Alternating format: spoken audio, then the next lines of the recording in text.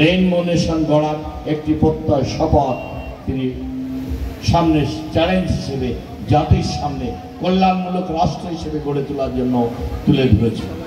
সেখানে সবারই নাগরিক অধিকার থাকবে, জননিরাপত্তা থাকবে, ন্যায় বিচার থাকবে, মানুষের অধিকার থাকবে, সাম্য থাকবে।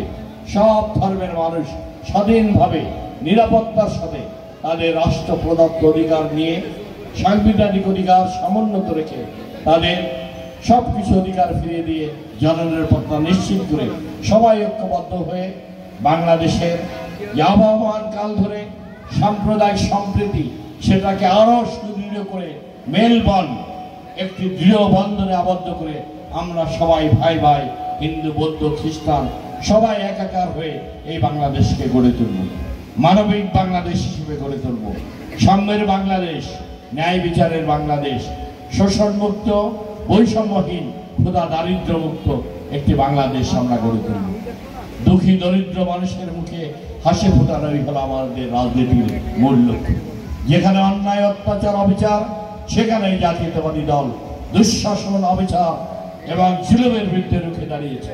এটি হলো বিএনপির 47 বছরের পথ পরিক্রমায় সেই ইতিহাসের কর্মকাণ্ড এই দলটি রেখে এসেছে। বিগত দিন শহীদ রাষ্ট্রপতি জিয়া রহমান থেকে শুরু করে দেশনেত্রী বেগম খালেদা জিয়া, শহীদ রাষ্ট্রপতি জিয়া রহমান বাংলাদেশি জাতীয়তাবাদের আদর্শকে সামনে নিয়ে স্বল্প সময়ে বাংলাদেশের রাজনীতিতে তিনি এসেছেন। ধূমকেতুর মতো তিনি এসেছেন আর উল্কার মতো তার প্রস্থান হয়েছে।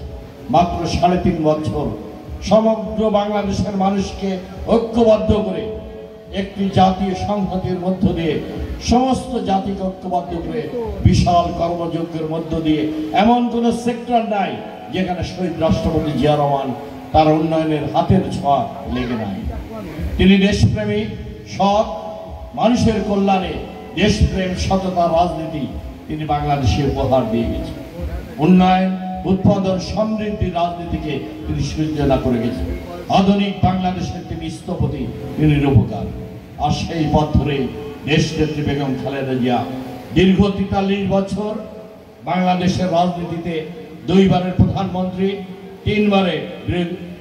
2 বারের বিরোধী দলীয় নেত্রী, 3 বারের প্রধানমন্ত্রী হিসেবে তিনি দেশের মহিষী নারী হিসেবে আন্তর্জাতিক বিশ্বে মানুষের অধিকার প্রতিষ্ঠায়, গণতন্ত্র প্রতিষ্ঠার সংগ্রামে নিজেকে উচ্চ মাত্রায় তিনি নিয়ে গেছেন। এদেশের সবচেয়ে জনপ্রিয় নেত্রী, সততা, দেশপ্রেম, আত্মত্যাগ তাকে বিশ্ব পরিমণ্ডলে অভিষিক্ত করেছে। মানুষের কল্যাণে তিনি তার জীবনকে বিলিয়ে দিয়েছেন। তিনি গুরুতর অসুস্থ, তার জন্য আপনারা দোয়া করবেন। আল্লাহ রাব্বুল আলামিন যেন তাকে নেক হায়াত এবং সুস্থতা দান করেন। তার যে আত্মত্যাগ, মানুষের কল্যাণে 43 বছর সংগ্রাম লড়াইয়ের মধ্য দিয়ে তার মানুষের কল্যাণে তার যে আত্মত্যাগ, পৃথিবীর ইতিহাসে এই আত্মত্যাগ চিরস্মরণীয় হয়ে থাকে। তার আদর্শিত পথ ধরেই, শহীদ রাষ্ট্রপতি জিয়া রহমানের পথ ধরেই তারেক রহমান সাহেব জাতীয়তাবাদী আদর্শের পতাকা, গণতন্ত্রের পতাকা, সাম্যের পতাকাকে সামনে উদ্দীন করে নিয়ে এই কোটি মানুষের নেতৃত্ব দিচ্ছে। তিনি নির্দেশনা দিয়েছেন